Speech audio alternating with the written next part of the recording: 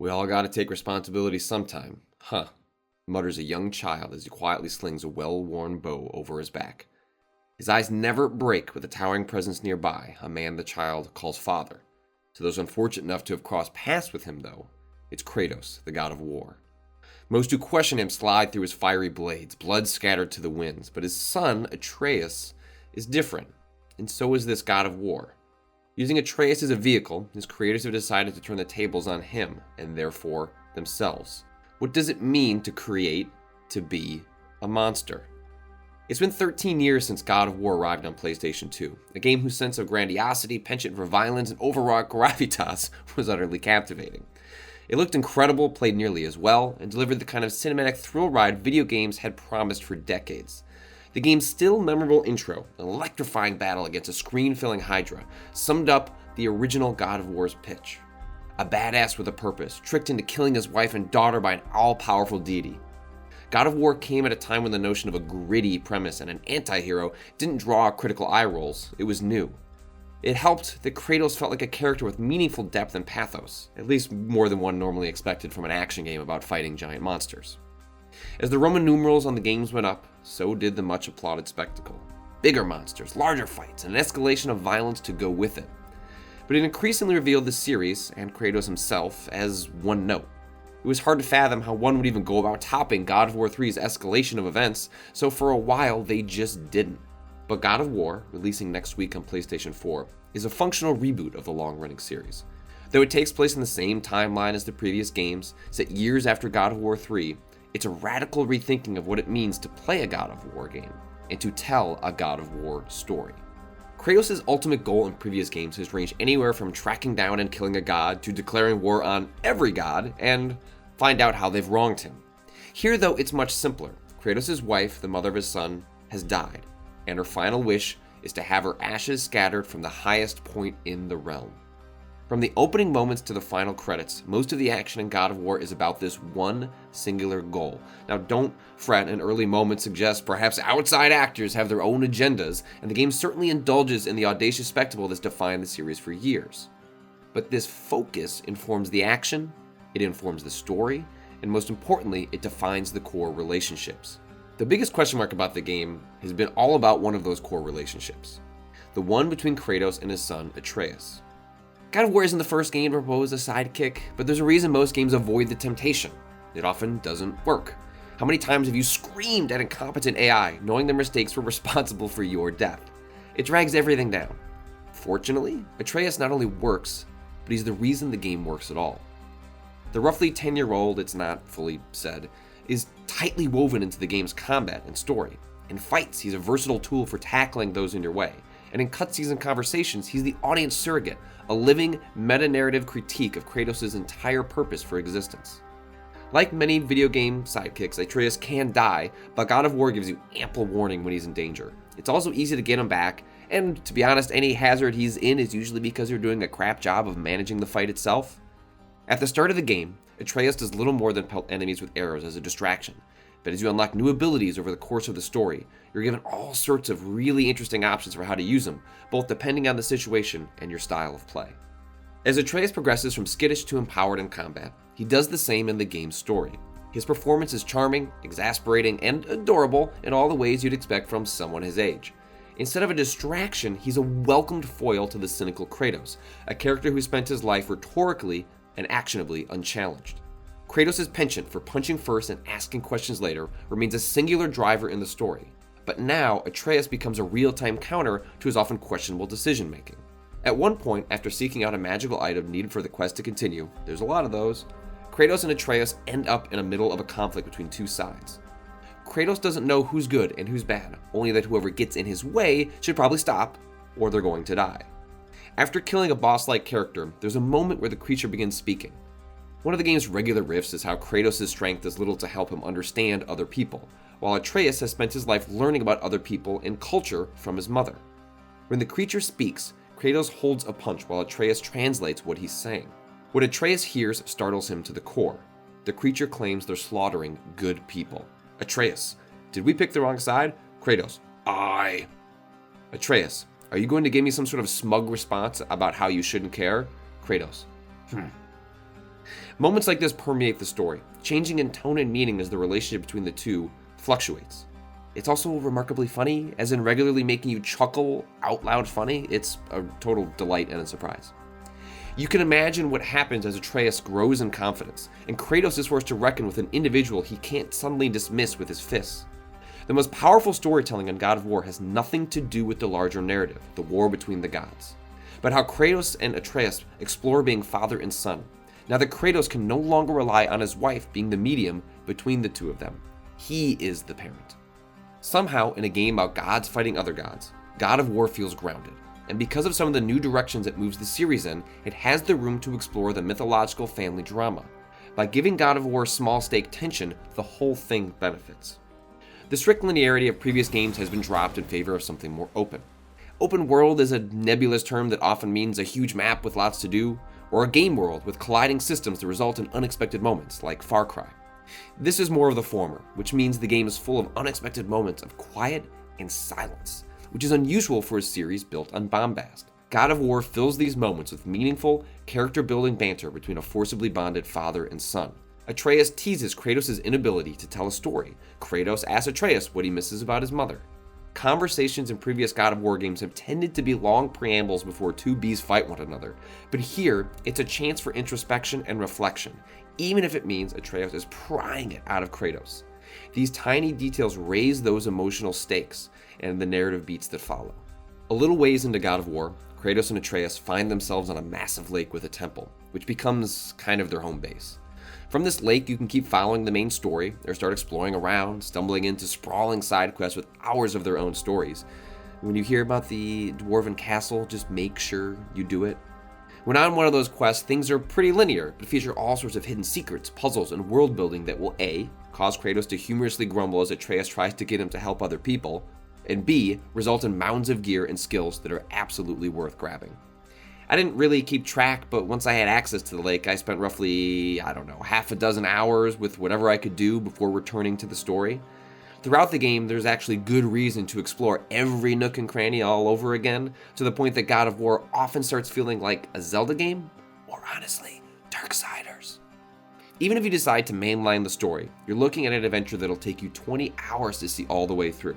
If you do a bunch of side quests, that time's going to probably double. I dove into tons of side content, and it's looking like I have at least another 10 hours, and I'm guessing I've missed a bunch of stuff. The notion of freedom and exploration is extended into God of War's revised combat, too.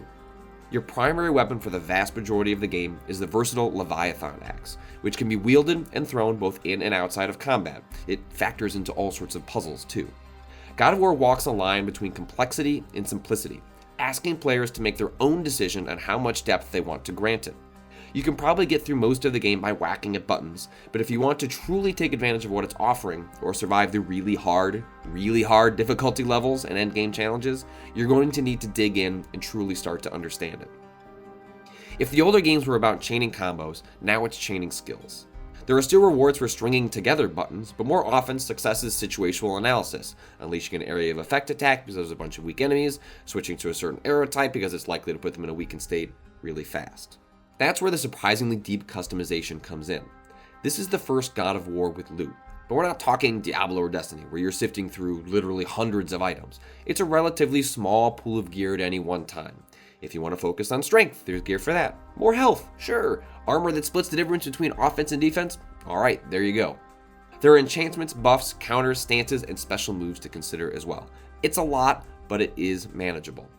More importantly though, it just feels good to fight. Though Kratos is weighty, combat often feels like a dance, thanks to the many options available at any one moment. Whenever I pulled up my skill set, I was shocked to remember how many moves I was regularly forgetting to use. And given how spectacular this God of War looks, and noting its debut on PlayStation 4, it wouldn't have been shocking to see the developers follow in their old footsteps, indulging in over-the-top and gratuitous violence meant to shock the player's senses. This is a series where you were once asked to tab R1 and L1 in order to slowly tear the head off of a character. God of War doesn't have much of that. At least, not anywhere close to its past indulgences. There are moments when the game rewards the player with hyperviolence, but it happened rarely enough in this one that I was slightly taken aback when it came up, or when it did occur, it was used in a way shock is most effective, illustrating the raw power of Kratos and his constant inability to control himself. Sometimes, though, it did feel totally masturbatory, as the developers feel this weird burden to keep pace with the past because fans demanded it. But I guess maybe that's just part of God of War. God of War is ultimately as much a reflection of how games have changed since 2005 as it is a natural response by the people who made the choice to make yet another game in the series. Many of the senior developers on this game have been with the series since the beginning.